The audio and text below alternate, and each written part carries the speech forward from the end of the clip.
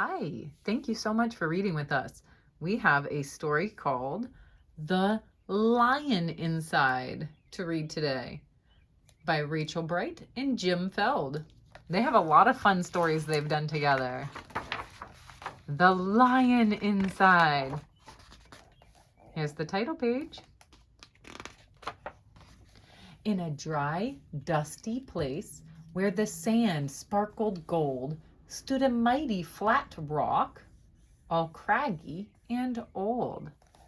And under that rock, in a tinyful house, lived the littlest, quietest, meekest brown mouse. Hello. He was so very tiny, so incredibly small, that nobody noticed him ever at all. Right there. Hello.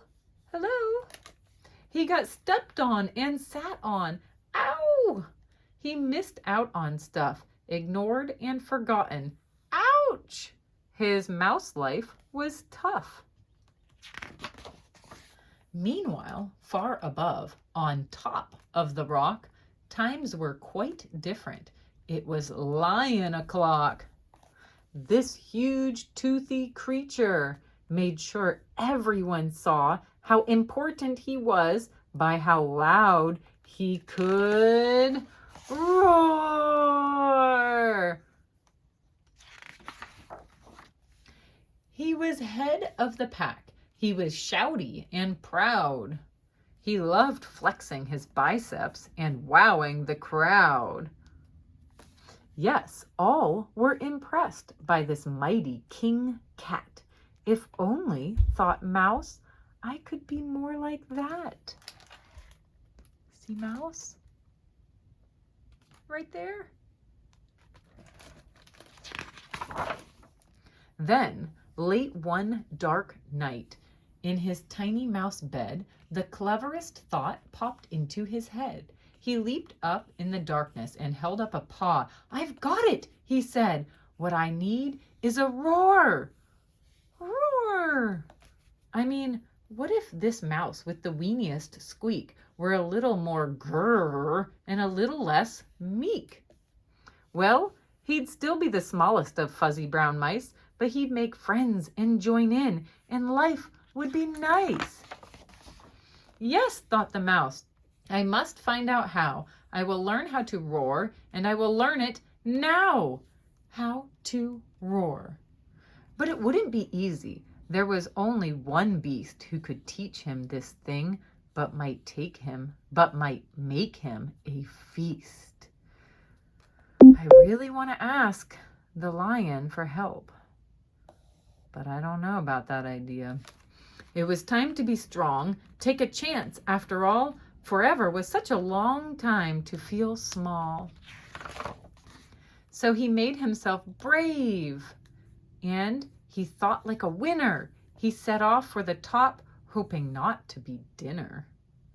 Here I go, to the top of the rocks. It felt like the scariest thing he could do. But if you want things to change, you first have to change you. The farther he climbed, the closer he got to the slumbering lion reclining on top. Then, at last, as he stood on his tippity toes, he found himself suddenly nose to nose. Gulp. Pardon me. Wake up, Mr. Lion. You've got company. Squeak, Mr. Lion. What I've come to you for is squeak. Do you think you could teach me your roar? A silence befell that twinkling plain. Lion opened his eyes and puffed out his mane.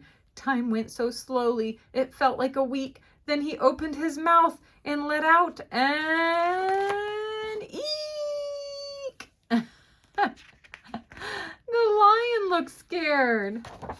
The lion curled up in a terrified ball. He didn't like this, not one bit at all. Don't hurt me, he whimpered. Oh, try to be nice. Well, this mighty great lion was frightened of mice. Don't worry, Mouse peeped. I'm here as a friend. Let's hang out together. Be pals till the end. That was a magical moment for sure, when the mouse didn't feel at all small anymore. He had found his true voice and learned to speak out, and for that, you don't need to roar or to shout. And from that day and always, the two were a pair. They both liked that rock better, now that rock was to share. The mouse, while still little, felt big in his head, and Lion, he still roared, but with laughter instead. Ha ha ha ha ha! They became the best of friends. Yes, that day they both learned that no matter your size, we all have a mouse and a lion inside. Thank you for reading. I'll see you guys next time. Don't forget to subscribe.